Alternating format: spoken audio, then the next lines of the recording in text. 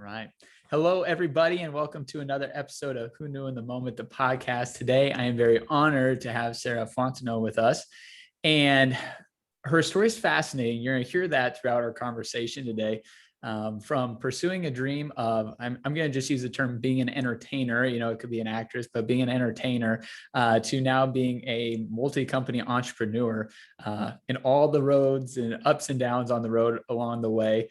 And something that's fascinating about Sarah, she's a very passionate person about helping others get better. And that's going to be very evident, I think, when we talk. And a phrase that she uses, so you'll probably hear it about, 19 times a day, but it is that things in life need to go wrong for life to go right. And, she'll probably elaborate on that a little bit more, but excited for her to be on today. So Sarah, thanks for being on. I am so honored, Phil, and thank you so much. I love what you're doing in creating access for people to really see those pivotal points in life and where things shift. It's such a powerful perspective to have. And one of the things me and my good friends, we say powerful people ask powerful questions.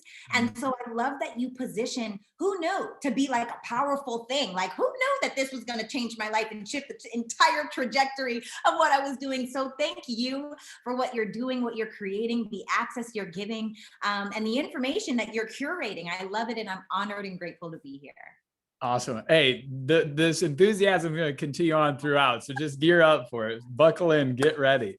So like Sarah hinted at, the premise of the podcast, if you've never listened before, is who knew in the moment, right? So the idea is that as these moments in your life are happening, very frequently, it's hard to know exactly what it's going to end up or magnify into. And only in hindsight can we see, all right, that was the pivotal moment that led me to this. And so, Sarah, in your upbringing, there were a few, we'll just say it, careers or vocations that you thought were my only options. So talk a little bit about where that mindset came from and what those occupations were. Yeah. So growing up, I had heard my whole life that success was either doctor, lawyer, engineer, or entertainment. Yeah. And for me, I've always been this person where I wanted to be great, and I wanted to have this huge platform and inspire and impact people. But honestly, I didn't feel like those labels fit who I was. And so I did all the things. I have 3 degrees that I don't use, and it's Yeah. it's so mind-blowing to me. I did all the things. I went to school, I went to college, I got the degrees, but I still had a feeling of, emptiness, or a feeling of something is missing. And so there's 2 things for me that I realized that from childhood, we're almost duped, Phil. All of us are duped because people are constantly asking us, what do you want to be? Which is fine, but a far more powerful question is, who do you want to be? Because what is connected to achievement and who is connected to fulfillment. And so I think it's important to understand, when we're 18 years old and we're making a choice for the rest of our lives and we barely even know who we are. I knew I couldn't be a doctor because blood makes me queasy. I'm like, can't do it. My mom's an engineer. I didn't want to be an engineer. I actually thought that I could be a lawyer because I had some pretty good debating skills. But then I did the research, like, how long do I need to be in school? What does it look like? Like, I want to know, what does it look like? And I wasn't impressed by, I might make a lot of money, but a lot of the lawyers that I knew weren't necessarily having the time or the experiences that they wanted. I didn't want that. And so I was like, entertainment. Yeah, you know what? I'm going to do entertainment. And so I'm grateful because it was actually me going into entertainment that moved me from Regina, Saskatchewan, Canada, to Los Angeles, California. At 20 years old, I moved here by myself to pursue it.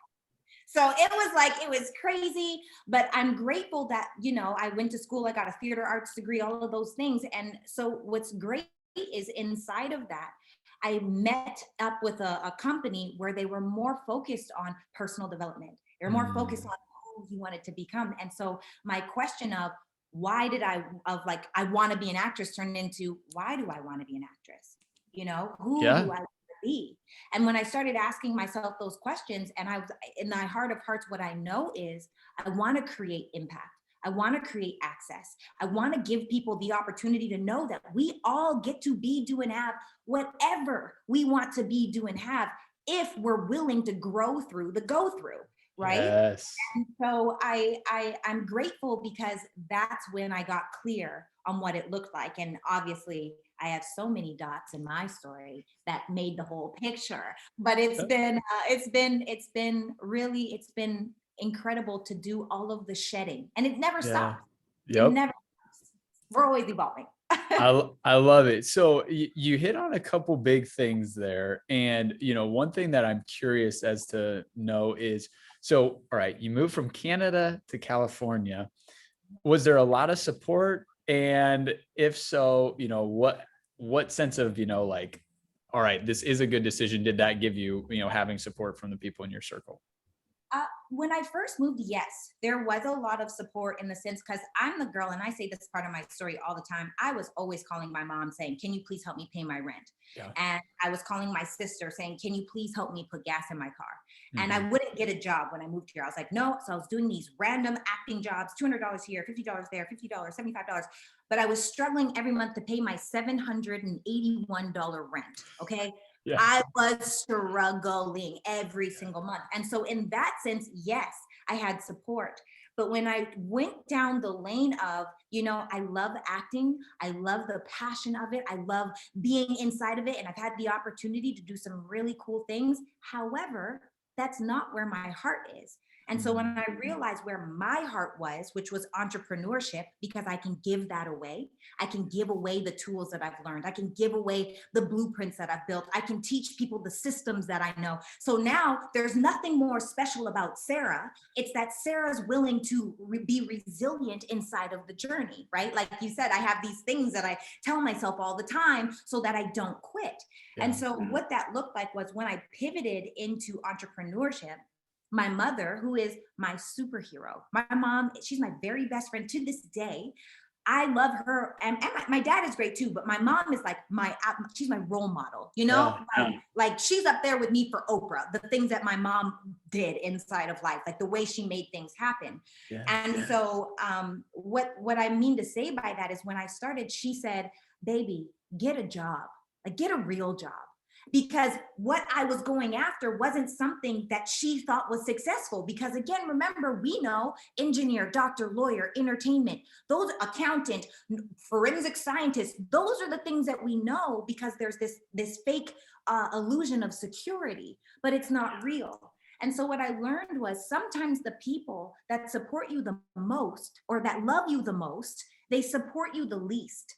And it's not because they don't think you're incredible. It's not because they don't think you're capable. It's actually them trying to keep you safe in who you are instead of seeing you for who you can be.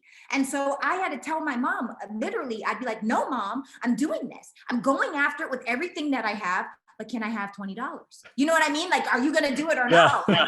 But I'm not here to get turned away from what I know is calling me to go into this direction.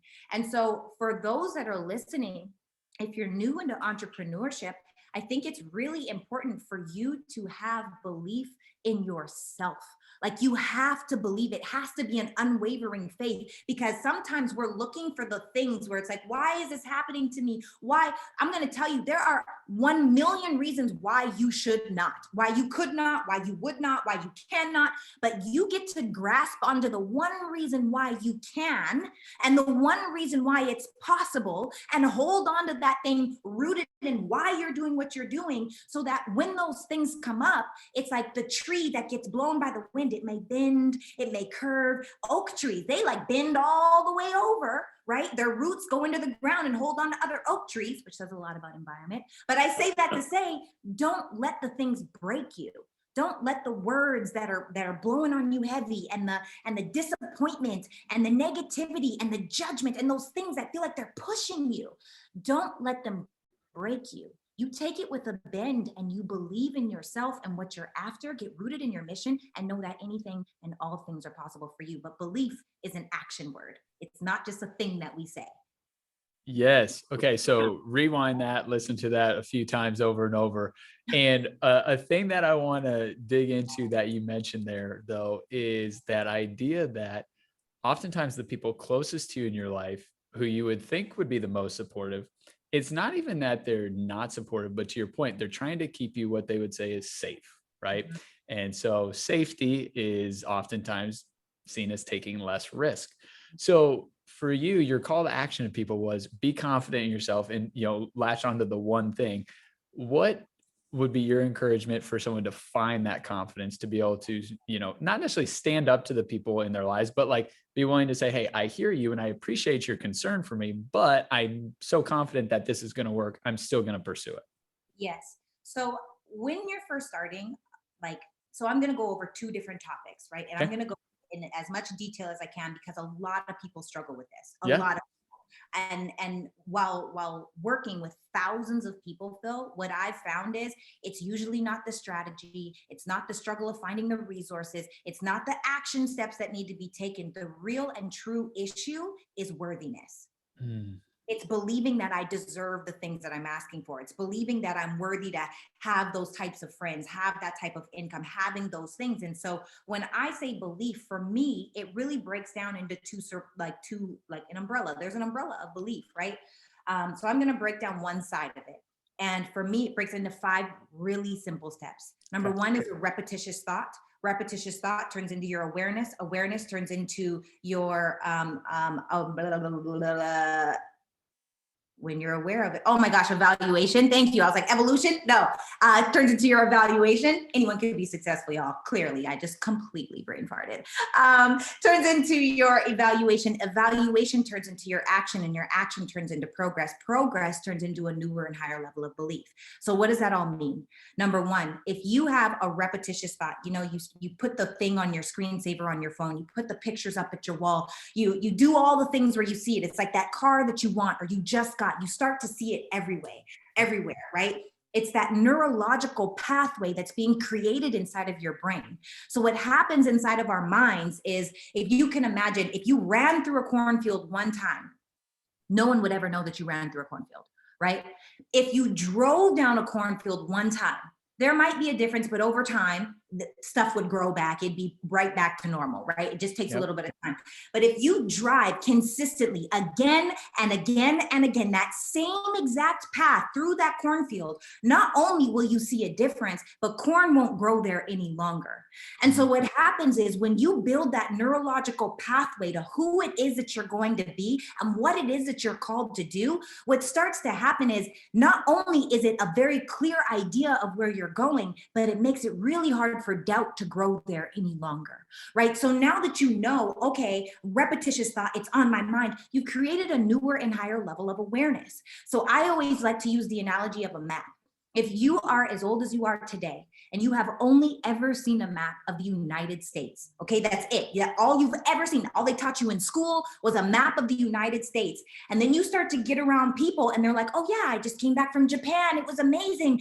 And your radar starts to expand. And now you see the whole world map. It's like, oh my goodness, you're aware of it, right? Now, this is the thing. Your friends and your family members have only ever seen a map of the United States. So when you say, oh, I want to go to Japan, they're going to tell you that doesn't exist. So when you tell them, I want to go do this thing, they're going to tell you you're crazy. That's for them over there. You shouldn't try that. That's too hard. You should be happy with what you have. Why are you doing this? That sounds so ridiculous. And it's really and truly to keep you safe and what they can only see, quote unquote. Sorry, phone call. Phone on do not disturb, and I still got a call. When they can only see you in a map in of the United States. So that's all that they can think of. So your biggest opportunity is to have that clarity, which has that awareness. And now that you know, okay, I want to go to Japan. We are both here in California, right? Mm-hmm. You can evaluate what needs to happen to get there. I know I have this many miles. I know there's some water right here. I know there's this many miles, right, of land. So it doesn't matter whether you walk, whether you run, whether you hitchhike, whether you get on a boat, if your tire blows out, if you get on a plane. I don't know what it's going to look like in each journey. Maybe you're the person that has a friend who has a private jet. And it's a lot simpler for you to go from LA to Japan. Or maybe you're the person that has to hitchhike because they don't have a car. Or maybe you're the person that has a car and the car blows out, but you still have to be willing to get on that journey. So when you evaluate what's necessary, you can now, number 4, get into action. When you get into action and it's in alignment with that big goal, if you get to 100 miles closer, even though you may have however many it takes to get there, you get 100 miles closer, of course, you're going to believe in yourself more. Like, ooh, okay, I got 100 miles. Maybe I could get 105. Maybe I could get 110. Stop looking at the huge 3,000 or 50, however many miles away, because that's overwhelming and intimidating. So now what happens is you have progress, and that progress feels so good. Sorry, I'm Canadian. Progress. It feels so good. So then it's like, okay, what can I do? And again, then it goes back, repetitious thought, goes back into awareness, evaluation, action, progress. And again, now I will say that sometimes, and this is the other part of it, is because we struggle with worthiness. Let's say your big goal is, I want to make $100,000 in a year. And I'll speak authentically and transparently. And I say this all the time. When I first started in entrepreneurship and people are like, you got to be the light. It's hard to be the light when your lights are off. Okay. It is hard to be the I'm going to make $100,000 in my business. And I was sued for $3,500 worth of late fees because in my apartment that I lived there for 4 years, I paid my rent twice on time.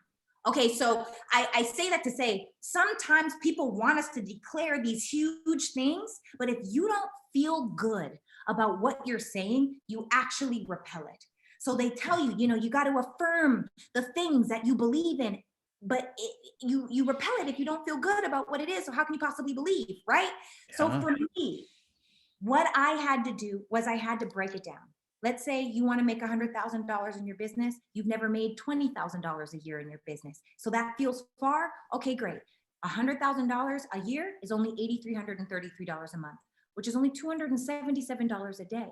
How many people do you need to expose your product or service to every single day in order to get to $277? Jim Rohn says, where we lack in skill, we make up in numbers. Usually face to face, it's 1 out of 10 people will get started with whatever your service or product is. On social media, it's 1 out of 100. So if you inboxed 100 people on social media, the random, I can't stand this, the bot talk, right? Like, hey, I could do this for you. Relationships are the key. Okay, that's a whole other conversation. But anyway, if you message 100 people and you only got 1 person that got started, that's a normal ratio, right? That's why there's teams and all types of things that do that stuff for you. Right. So bringing it back, if you know that you only have to make $277 a day, instead of affirming, I am a 6-figure earner, and that doesn't feel good, start affirming who you're becoming. I am becoming the kind of person who. I am becoming the kind of person who can be consistent with exposing my product to blank amount of people a day. I am becoming the kind of person who will follow up with my people. I am becoming the kind of person who has created and curated an incredible customer experience, even if I only have 2.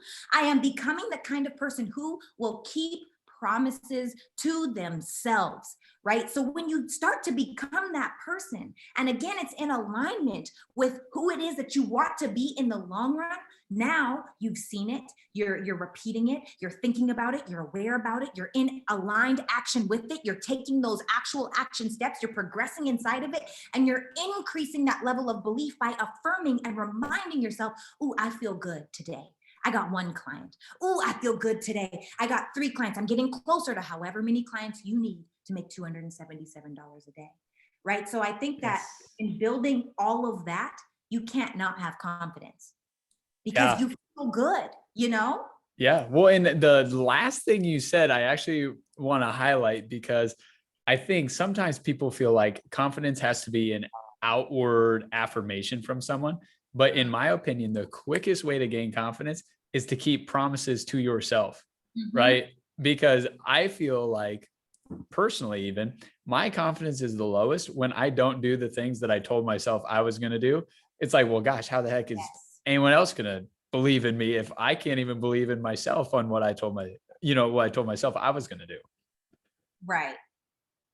Agreed. 1000%. 1000. Have you read the book, The Four Agreements?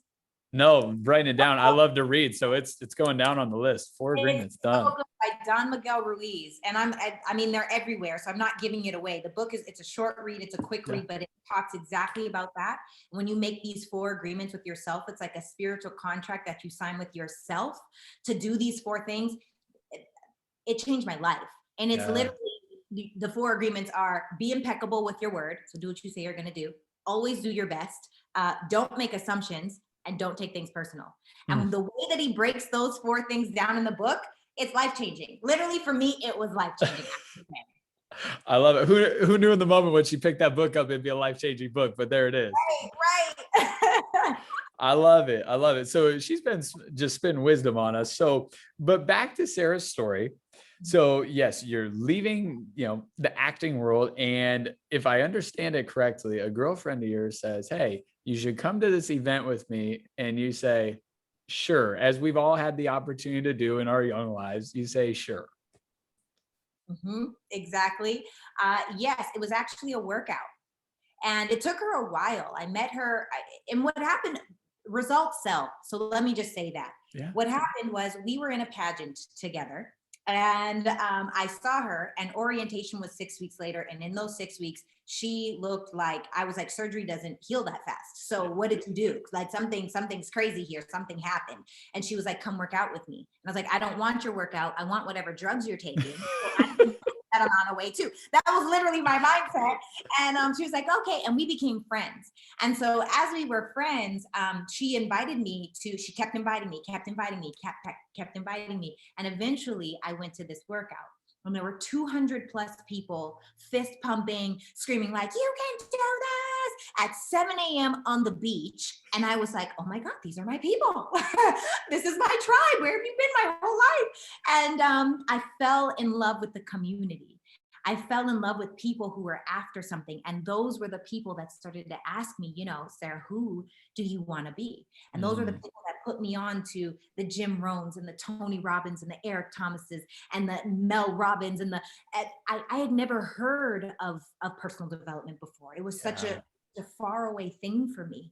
And so I'm grateful, because who knew that I would be in a pageant, I would meet a girl who would become my friend, who would introduce me to an opportunity where I would take on full-heartedly. I actually joined the business. I built to the top 1.6% of the company, transformed my entire life, took the tools, the lessons, the strategies, and then I started funding and doing other businesses, And so it's just crazy to me, because life is stranger than fiction. And I think that truly, one of my good friends, he says, poor has nothing to do with money. POUR is an acronym for passing over opportunities repeatedly. And I was like, oh, golly, how many of us pass over things because it seems too good to be true, or it seems like that's for them over there. And we're all indoctrinated into a way of thinking and being, but we don't have to be that way anymore. That's good. Yeah, that's good. So in the time where you're getting this new business started, where you do get to the top 1.6% of the company, if I understand it correctly, you end up living with your aunt for a little while. Oh, way before I hit the top. Okay, before you hit the top percent. I was renting a room from my great aunt, okay? And it was so funny. Look, we got to do what we got to do. I went from living in Hollywood, California for 4 years. From Hollywood, California, I ended up downtown. I actually lived with my girlfriend that put me into the business, because I couldn't afford anything and I would have been homeless. Yeah. And it's so funny, because she used to say to me all the time, like, Sarah, and this is while I'm starting my journey, right? Entrepreneurship for me, it did not hit off like this. Like, this never happens. Well, rarely. It can happen. Rarely, yes, very rarely. Sometimes it doesn't.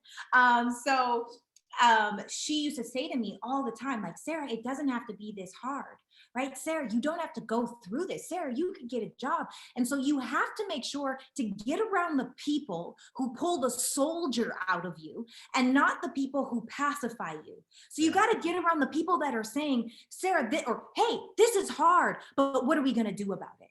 I know we're struggling, but what's the exit strategy, right?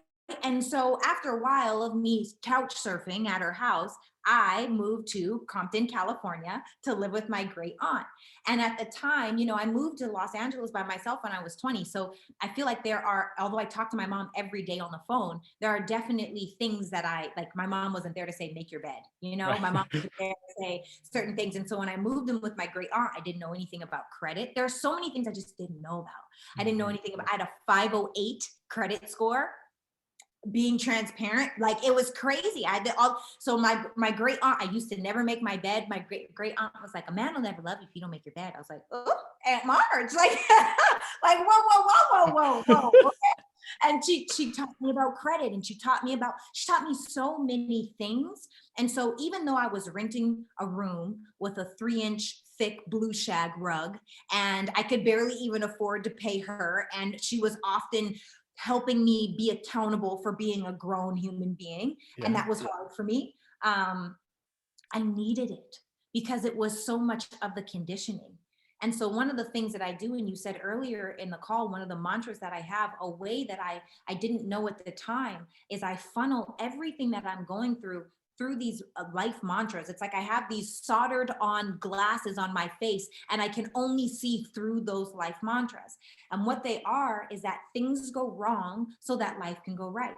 I couldn't afford to live anywhere. So that was going wrong. Obviously, my life sucked. I was struggling, all these things, blah, blah. Well, I get to move in with my great aunt. That didn't feel good. I'm an adult human being and I'm renting a room for my great aunt. But things go wrong so that life can go right. So that was huge for me. And then I didn't know also that another one of my mantras was, this is all a part of my story. So even when my girlfriend would say to me, Sarah, this is really hard, I was like, Jen, this is all a part of my story. Things go wrong so that life can go right. I'm not looking for, why is this happening to me any longer? I'm telling life, try me. Because whatever you throw at me is either gonna kill me off or make me stronger. And 100% of the time so far, it's been made me stronger. So there's been so much. When I lived in Hollywood, I had a car that used to squeak on every block. The gas gauge pointed downwards. So I had to count kilometers because it was a Canadian car, and I ran out of gas so much because I never had money. And it's crazy because, I used to curse that car, and then it crashed itself. Don't ask me any questions. That's how it happened. I was driving and it crashed itself, right? So then I had a choice because I had also started my entrepreneurship. My mentor was in Torrance, California, and I was in Hollywood, California, which is a 45-minute with no traffic, which is never, a 45-minute drive each way. So when my car crashed itself, I got to say, well, maybe this is God saying, I'm just not supposed to do this. Maybe this is God saying, I'm just meant to struggle. I should just go get a real job. No, maybe this is God saying, how bad do you really want it? Yeah. And so I started taking 2 buses and a train each way, 2.5 hours one way, 3 hours ride back, so that I could go be around successful people. Because success does not come to you. You have to go to it. But even when you make the decision to choose it, things are going to come up. How bad do you truly want it? And so when things went wrong, I knew this is all a part of my story. Ooh, I got a good story, Yes. And that's kind of how all things have happened for me, because I shift the perception of, why is this happening to me, to something like, who knew this could be that moment that changes my entire life for the better, I love that. Yeah. So there's 2 things I want to add to that. One is, it's funny, they call it growing pains. That's not just when you're getting taller in life, right? That's like real life stuff. Like, yeah, growing pains. It's a pain.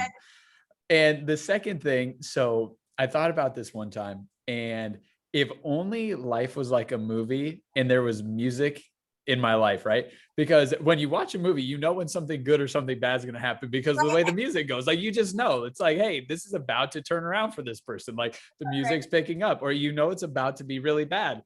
Yes. In life, no, I'm walking around, I don't hear any music, but sometimes you have to kind of like create your own music, right? Like, hey, it's getting bad, but like, I'm optimistic, like this is on the upward rebound now. Yes. I just saw a meme, and I know it's an old one. I posted it. You know how you get reminded about your posts in the past. And I think I posted like 5 years ago, someone had put, I'm only being positive from here on out. And then she slipped and fell down the stairs, and then she gets up like, oh, got down those stairs fast, like, like having that level of optimism is awesome. Yes, that is good. That is great. So as you're living with your aunt, you accredited her with, hey, teaching you a lot of things, right? A lot of life lessons.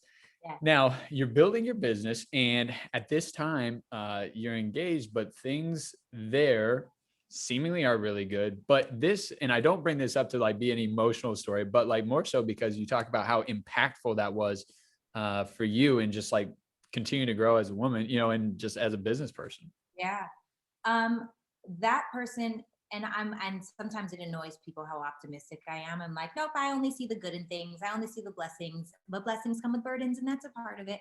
That's just a part of like my mindset at this point. But I'm really grateful for him because, and I think it's so important to say comparison is really and truly the thief of joy. Mm. Because him and I was engaged, right? I had a $30,000 3.5 carat diamond engagement ring. And on social media, right? On Instagram, we were every hashtag.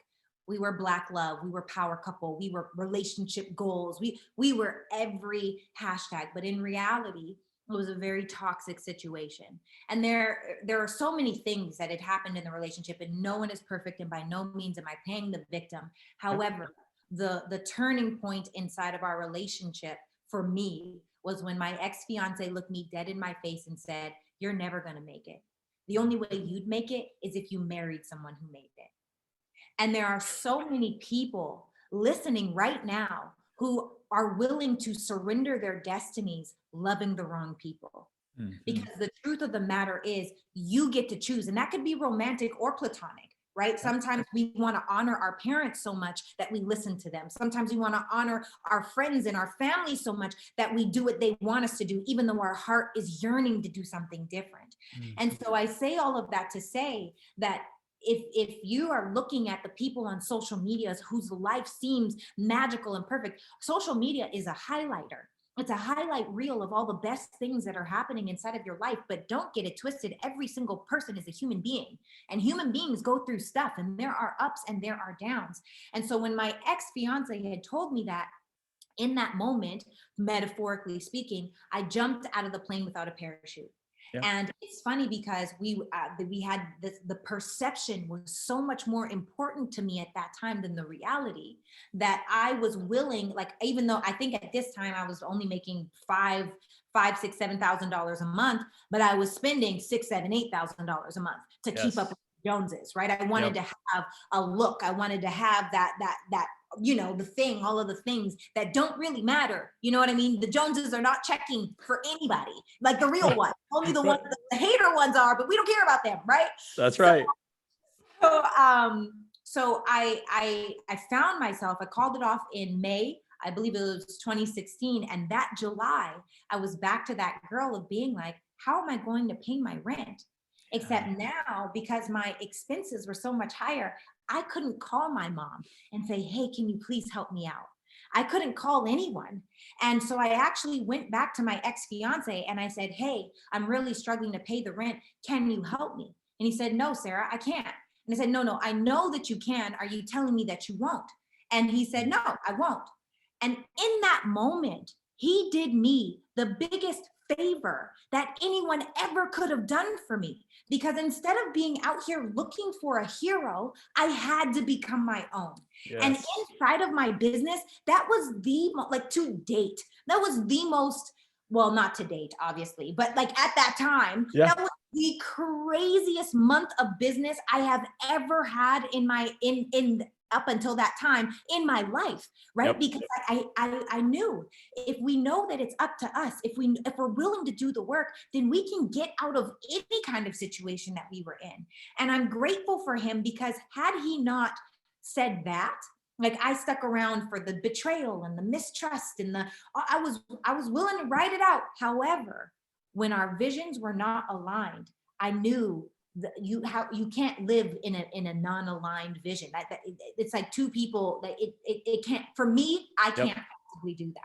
Yeah. And so I'm grateful for him, because one, he set me free without knowing that he set me free, and two, I realized the power that I have to choose myself and my business and my productivity, and I needed that. because sometimes we get comfortable. And I got comfortable, we were together, we're making $15,000-$20,000 a month at the time. That seemed like a lot of money. Like it was like, whoa, holy moly, no kids, travel, whatever. And I really needed it. So, never let someone's Instagram highlight reel rob you of living your realest, most true, perfect, authentic life. Because I'm telling you, reality is 1000% better than perception. That's good. Now, there is something that I want to make a parallel on, that are two different sequences in your life, but equally important. And one was, you said, that month that I didn't get any support on rent, I had to figure it out, right? Like it was sink or swim time. I had to figure it out. But earlier on in your story, your mom encourages you, as you're starting this job, or as you're starting your business, to get a job, right? Like, well, hey, get a job. It'll give you this safety net while you're getting your business started. Well, that probably would have been a good thing as well. But once again, it doesn't give you that same back against the wall pressure of like, I got to figure this thing out for it to go. So would you talk a little bit about that, just the power of having your back against the wall and saying, all right, I got to find a way to just figure this out? Yeah. And I think the most important thing is to know what kind of person you are. Yeah. Because there are some people who are like, I am a figure it out girl, no matter what comes up in my life. And, I've had some crazy days. Let me tell you, I've had some crazy losses, even to this day, I've had some crazy things happen, but I'm grateful. I will figure it out. However, there are other people who are paralyzed by things that happen. And so instead of turning into their own superhero, sometimes it causes them to withdraw in. Now, there is no right or wrong answer. For those people, I would say, it might be better for you to have something in the background just in case all hell breaks loose, because the worst thing that you can do as an entrepreneur is come from a place of desperation. Come from a place because people feel it, they smell it from a mile away, and they want to run away from it, right? So I would say it's really important to know what kind of person you are. But if you are the person that deals with pressure well, great. Like, go for it, put yourself into situations where one of my best girlfriends at the time, I think she was probably making high six figures, right? A year. She's making high six figures a year at that time. And she used to do this thing where she was like, I won't get my hair. She does this thing with what is it called? Blowouts. Oh yeah. Hair. She's like, I can't get my blowout unless I do this a week, like volume wise or money. Like, oh, okay. Like she still puts herself in it. She's still inside of the trenches. So if you have a thing that you love doing, maybe give yourself, I can't do this until I'm consistent with exposing my product. I'm consistent with getting one client a day. I'm consistent with whatever your thing is and the goals that you can set, because there's something to be said for creating your own accountability, or even having an accountability partner. I think that's like, have a mastermind, have a coach, have a mentor, have an account. Like, those things are so important I believe. None of my successful friends, me included, none of us don't not have a coach. Yep. None of us. Like, I look at people funny if they're like, I don't work with anyone. I'm like, yeah. You learned everything. You should do it. You should do it. I got questions, So yeah, I think you can put yourself in those situations if it's not dire, like, how am I going to pay my rent? Because even now, that's not a question. So it's a different level of pressure that I get to apply to myself, Absolutely. I hope that answered the question. For sure. We're just having a great conversation. Like, you can't answer it wrong. So speaking of coaching, we're just going to segue straight from that. So once again, you continue to progress in your company, you get up to top 1.6% inside the company. Some things happen and it's time to separate from the company and insert high ticket coaching, right? Yeah. So what spawned that idea, and, how did that become a new business? Well, actually, before I left multi-level marketing, and I'm so, again, like, I am grateful for them. And had they not applied the pressure that they applied to me, I don't think that I would have been as successful as I was. Like, because, there comes a point where you have residual income, you're living your best life, like all of the things. And at first they were like, we won't pay you your bonus if you don't do this. And I was like, don't pay me my bonus then. I'm going to keep doing this. But while I was doing that, I was doing a lot of speaking. I've had the opportunity to speak all over the world. And people would always say to me, like, Sarah, how are you so strong? How are you so resilient? How are you so this? How are you? And I was like, I'm not. I have an unwavering faith. And so I literally went back and I asked myself, like, how do I get through the stuff that I go through? Because it is a long list of things that have happened that could really break people down, but I somehow managed to always get back up. And so I realized, and then when people would ask to work with me, it'd be like, oh yeah. So inside of my multi-level marketing career, yeah, started doing high ticket coaching, and I also started a mindset motivation t-shirt apparel line. yes. And it was like purpose over pain and vision over sight and disruptor. And there's not a lot of different options. It's just what I believe in and what I live by. And so, and other people, it's like, yes, like you got to have vision over sight. And so inside of it, I had already started doing high ticket one-on-one coaching, just working with people based on people coming to me from when I would speak.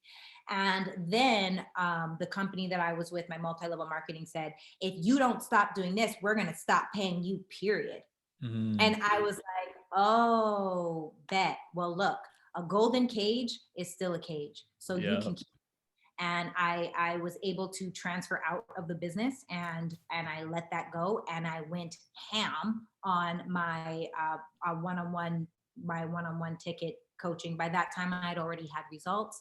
I had already had testimonials. I'd already had people who not only were excited about growing their business, but who themselves felt better in who they were. And that's really my heart work, helping people to get out of their way mentally and emotionally, because really and truly, that's 99% of the battle. All the stuff is figure outable. The action steps, it's figure outable, but we are the ones usually getting in our own way. So helping people remove those roadblocks completely changed a lot of people. And so now it's like I've coached people from 6 to 7 figures. I've coached people from 0 to 6 figures. I've kind of done it all.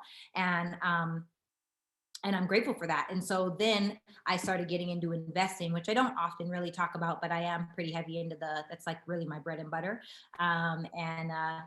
So that's been the journey and the evolution of all the things. I'm constantly learning. I'm constantly seeking to evolve. I'm constantly willing to grow through the go through, because I know that all things I know I choose myself, Yeah. I know that it's a harder battle, and I know that it's an uphill climb, but it's one that I'm willing and able, and we're all willing and able to do. It's just a question of, are you willing to take on the journey, Absolutely. So you talk about now how you're starting to get into the investing realm, and you are very vocal in regards to being an advocate for a certain demographic of people Oh, yes. to start changing the way it's always been. Yes. And I thought it was really powerful. I mean, some of the statistics you threw out, I was not even close to aware of. I mean, I've maybe been aware of like just the concept, but not statistics. I mean, talk a little bit about that. I mean, and once again, what a powerful, I guess, mission you're on there. Thank you. I'm really passionate about a Black economy, an African American economy, or just having an economy, period, because where there is no economy, there is no leverage. Yeah. And so it's easy to suppress or oppress or do anything to people when you don't have leverage. And so for me, the staggering statistic that you were just speaking of, and that is real, is that when you think about money, right? When you think about the Hispanic in the Hispanic group. Yep. $1 will go around in that community 5 to 6 times before it leaves.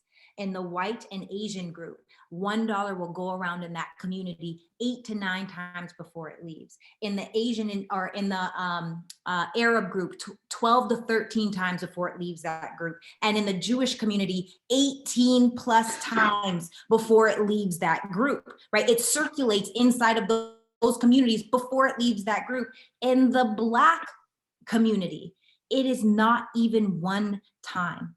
Wow. And so for me, it's mind blowing to me, being an African American or a Black woman, or however you want to say it, Yeah. being and a woman at that, being a person that understands, number one, I do know that there is a lot of systemic oppression. There is supremacy. There's so many different things that are really built in to keep people where they are, you know, and there is classism, and there are so many different areas where it hurts my soul, because the worst part about it is so much of it is taught. And I just posted a video not too long ago of Robert Kiyosaki, and the Rich Dad Poor Dad author. Yeah. And he was talking about how, like, being poor is taught by their families. Being middle class is taught by your family. Being wealthy is taught by your family, because it's a way of being. It's not what you have, right? Man, it is so not what you have. Real wealth, in my opinion, for me, wealth is when you're physically, mentally, emotionally, spiritually, and financially in a place where you feel joy. Like you're happy about where you're going, but like you're genuinely happy about where you are, right? And so that to me is real wealth. And I feel like we live in a world, in a society where definitely in the poor and the middle class areas where people feel like I have to have either or, when the truth is it's both and. Yeah. You know what I mean? Like I have to, and it's so funny because I hear conversations with people, and it's not just a financial thing. It could be, you know, do you want to go to dinner, or do you want to, whatever the or is, right? I want to go to dinner, and I also want to blank. You know what I mean? I want to learn this skill. I want to learn this. I want to learn that. And so even though I had the experience that I had with multi-level marketing wasn't the most incredible experience, what I will say is I'm grateful for companies like that give an opportunity to people that need to understand, number one, you don't need a lot of capital to start. Number two, it's a plug and play. You just plug people into whatever the system is that's there, and you're consistent in all of those things. You use the products, whatever they may be. But I'm grateful for that, because there are so many people that the roadblocks are, I don't have the capital. You know, even having conversations, like I just did an investment with one of my friends who it was like, yo, you got to put up $100,000. He was like, bet, like, cool, let's do it. And it's in the next day, it was done. You know, most people don't have the opportunity where they have even access to that. Right. They don't. And it's not even the job opportunities. A lot of it too is the conversation. Growth is a mindset. Yep. All of these things are a mindset. We're indoctrinated into so many different things. We're indoctrinated into judgment. We're indoctrinated into hate. We don't know those things naturally. The only real thing, and this is like, I know I'm going on a complete random tangent. Good. However, I think it's important for people to know that a lot of the truths that we think exist are nothing more than perceptions, are nothing more than vantage points, are nothing more than someone else's opinion. That's been taught again and again and again and again. And there's a story that Zig Ziglar tells, and there's a daughter, and her husband brings in a ham, right? A beautiful ham. And the daughter, the wife of the husband goes and she cuts off each side of the ham. She puts it in the pan, and the husband's like, whoa, whoa, whoa, I just bought this big, beautiful ham. Why are you just cutting it up like that? And she was like, I don't know. That's how you make the ham. You do this, you do that. And my mom always did it, so I do it like that. So he's like, well, call your mom and ask her, why would you waste all this ham? Like, this is good, right? Yep. So he calls the mother-in-law, and he says, hey, mom, you know, I just brought this beautiful ham home for your daughter to cook. She was going to make dinner, and she cut off each sides of the ham. She's wasting so much of this good ham. And he said, why did you do that? Like, what was the point of that? And she said, well, I don't know. My mom used to do that. Let me call my mom. So then she calls her mom, and she says, Mom, you know, their daughter, whoever was cooking the ham, and she cut each side off of the ham, and her husband said that she was crazy, and then she asked me, why did I do it? And I was like, well, I don't know, you always did it. Why did you cut each side off of the ham? And the grandmother says, oh, it wouldn't fit in the pan. Yep. And that's how information goes. And it's like people adjust to these things that they feel have to be a certain way, when the truth of the matter is that's just one way to do it. Yep. Yeah. No, you're exactly right. Yeah. So I feel as though in creating a Black economy, I think awareness is key. I think that I think that opportunities are key. I think that mindset change is mandatory. And I think that opportunities to really come together and work together, because it really does take all of us. It really does take each of us. It really takes every person to be aware of what is happening, Yes. Yeah. Well, something you and I will have to collaborate, because what you talked about earlier and what you're talking about now with what you learned from your aunt, and then, what you're doing now, it is like my life's passion. I go to a lot of schools and universities to educate people on that, because there's very few college courses that actually teach you that. And I never learned it in grade school. I never learned it in high school. Didn't really even learn it in college, but now it's a passion of mine. So we'll collab on that. Okay. I love that. I love that. I think that's so important. And I might get crucified for saying this, but I feel like school does not teach you life skills. Yep. School teaches you things that like we never, I don't even remember what I learned in school other than reading and writing. Yep. What did I learn? I don't know, and I maybe so that we can figure out who we are and what we like, I guess. But I am, if my kids one day say, Mom, I don't want to go to college, I'm going to say, great. If they say, I don't want to go to school, I'm going to say, well, we'll probably have tutors or, whatever, like, yeah, I'm not sure. But it's just going to be so different. It was Elon Musk. I don't know if you heard the video. Obviously, I listened to a lot of the greats, and Elon Musk was talking about his sons and how he teaches 6 kids, and they were building an engine. And they were literally building an engine together, and the kids were like, oh, okay, so this is what you need a screwdriver for. So they learn the Phillips screwdriver goes into a screw, and they screw it in, and this is what it looks like, and this is what a hammer is. And so they're learning by application. Whereas in school, it's like, you'll see a picture. This is a screwdriver. This is a hammer. This is a screw. And so it's like memorization versus application is a completely different level of learning and a different level of experience, which creates a better result. And so a lot of the things that are taught in school, it hurts my soul, because it's mostly based on memorization and not comprehension, Yep. Another random side effect. I'm sorry. I love it. We're just going everywhere. This is great. That's what we do. We just we let it go and just follow the road. We'll see where it goes. No. Well, this has been great. So the pointed question that I want to close us out with, and this was an idea that I had heard probably about 4 years ago, and it's been something that just keeps me curious all the time. And it's this. So the idea is, it's called blissful dissatisfaction. Okay. So the idea behind it is, for a lot of people, when they reach their first goal, they plateau, right? They say, hey, I hit this goal, I'm good. I just want to keep here and I'll be happy. Then there's the complete opposite end of the spectrum, which I think you and I now fall into. And that is, every time I hit a goal, I'm already in like pursuit of the next one. So I've never actually looked back and taken the time to be like, holy cow, like I accomplished all these cool things. And so you almost feel like lack of happiness or joy, because you're like constantly in pursuit of the next thing. So for you and in your life, Sarah, how do you balance that, right? Like acknowledging, hey, I have these goals and I hit them, and that's great. I'm not going to just stay here though. And additionally, as I hit the next one, I'm still able to look back and be proud of the accomplishments I have. Yes. One of the things that I do is I set small marks, like smaller. And when I get to those points, I celebrate in that moment. Yeah. So whether it's, and it literally, it could be 5 minutes. One of the things that I say all the time is take 5 minutes. If it's good, take 5 minutes. If it's bad, take 5 minutes, and get back to it. Right. Yeah. So I'll call my mom and I'll be like, Mom, oh my God, I can't believe blah, blah, blah, blah, blah, blah. Or I'll call my sister, and we do this thing where we like do the jig on the phone. We'll be like dancing together. And, my mom, we make up songs all the time. Like, oh yeah, you did it. Like just whatever it may be. Yeah. Just little things to not forget, because I do feel as though sometimes when we glaze or gloss over the things that we have done, it can feel empty.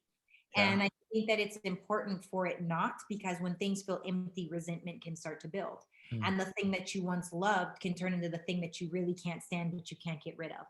And there's nothing worse than having that feeling. And so I definitely had to learn that, because, and like we were saying before we even started recording, when you're going all the time, when you stop, it's like, whoa, Yeah.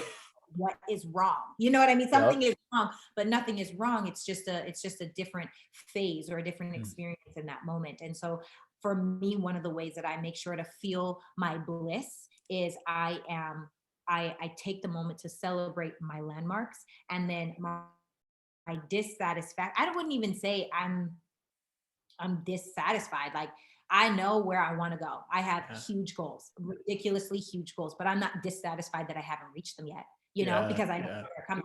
And even so, one of the things I believe with all my heart, I believe I'm going to be a billionaire.